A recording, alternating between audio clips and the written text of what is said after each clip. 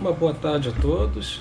Suboficial Fuzileiro Naval FNF RM1 Wagner Coelho. Bem, senhores e senhoras, o assunto que eu estou trazendo para os senhores nesse momento é um assunto de conhecimento de todos. Fala sobre a tal Covid-19, né? É um assunto que tem deixado as pessoas de quarentena, algumas pessoas amedrontadas pelas cidades, né? Nós já sabemos que foram atualizados nesse exato momento aí, são mais de 10.006 mortes até o momento. É um assunto político de séria gravidade e impacto, né, ao nosso país, onde no início foi tratado como apenas uma histeria, era uma simples gripe, né, mas segundo o líder do Congresso, parece que está sendo feito hoje por videoconferência no Senado, a votação do estado de calamidade. Então a coisa é bem séria, né?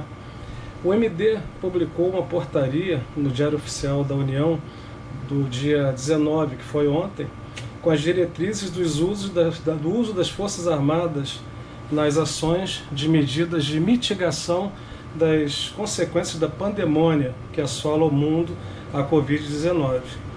Entre essas diretrizes estão questões relativas a ações preventivas, como retorno de militares do exterior, cancelamentos de missões e reavaliações de deslocamentos, né, adestramentos de manobras, possibilidade de suspensão de férias dos militares das áreas de saúde, das Forças Armadas, dos profissionais de saúde, inclusive aqui fora também, solenidades e demais eventos de aglomeração, até autorização para teletrabalhos em casa.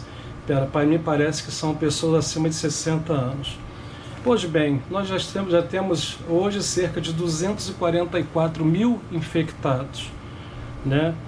E essa portaria do MD é a portaria 1232 do Gabinete do Ministro da Defesa. Pois bem, recebi ontem, com muita surpresa, um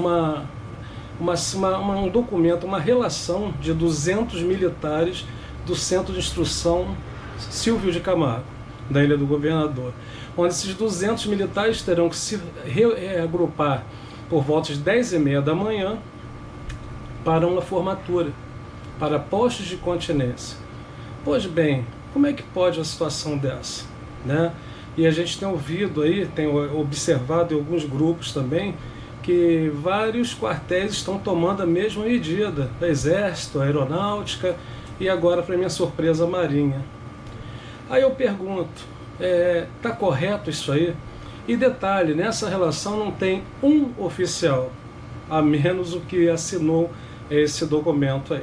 Não foi por ordem dele, veio de ordem superior, lógico. Então, senhores, eu quero saber por que expor os nossos militares, os praças, os graduados, a uma situação dessa, onde nós estamos tendo uma pandemônia, onde nós estamos de quarentena dentro de casa, né? Muitos militares, já temos militares infectados, inclusive, e a gente não pode nem andar pelas ruas. E qual é a coerência dessa situação aí no momento? Eu queria saber por que nós não estamos sendo respeitados. Por que a dignidade humana do praça, do graduado, ela tem sido posta em segundo plano sempre por parte das autoridades? Não tenho medo de falar isso não. Não tenho nem um pingo de medo. Estou falando com propriedade. Segundo o ministro da Defesa, Fernando Azevedo, abre aspas, está acontecendo uma guerra com um inimigo invisível e feroz.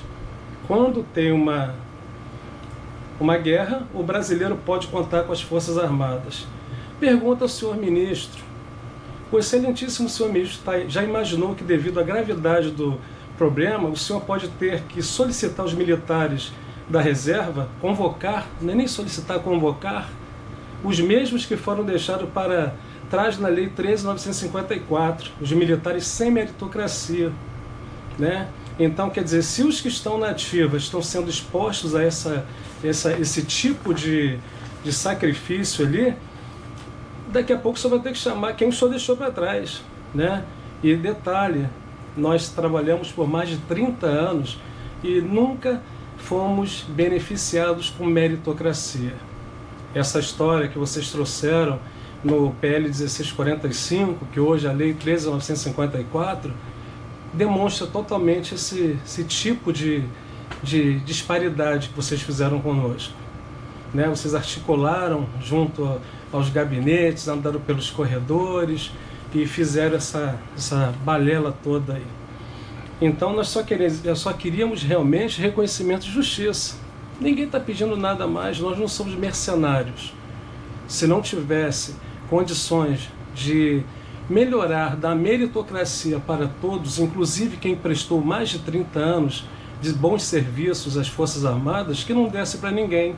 Nós esperássemos, né, o governo arrumar o país, o governo andar com suas próprias pernas, aí sim deveria ser feito sim uma reestruturação, que vocês falam que foi reestruturação, mas na verdade foi elevação dos salários, né? Chegar ao teto do salário do servidor público, e em contrapartida as categorias de baixo, que são os praças, esses que estão sendo relacionados para uma formatura em plena quarentena, né? Inclusive os da ativa não são todos que serão agraciados, terão que fazer de tudo para ter direito à meritocracia.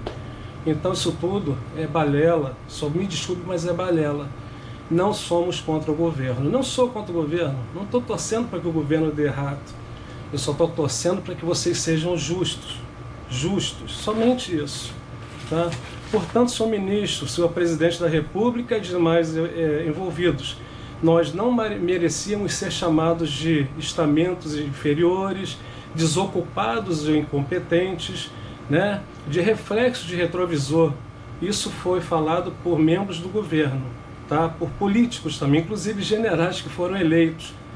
Eu vou dar um recado aos praças, aos graduados. Pensem duas vezes antes de eleger um general a deputado federal em 2022. Pensem bem nisso. Mas nada como um dia após o outro, né? Quando a gente chegar em 2022, de repente muita coisa vai mudar. Desejamos que o país saia dessa crise com o mínimo de inocentes, que nós tenhamos poucas perdas e que o governo leve a sério realmente o que está acontecendo, porque está difícil, está muito difícil. Um forte abraço a todos, suboficial fuzileiro naval RM1, Wagner Coelho.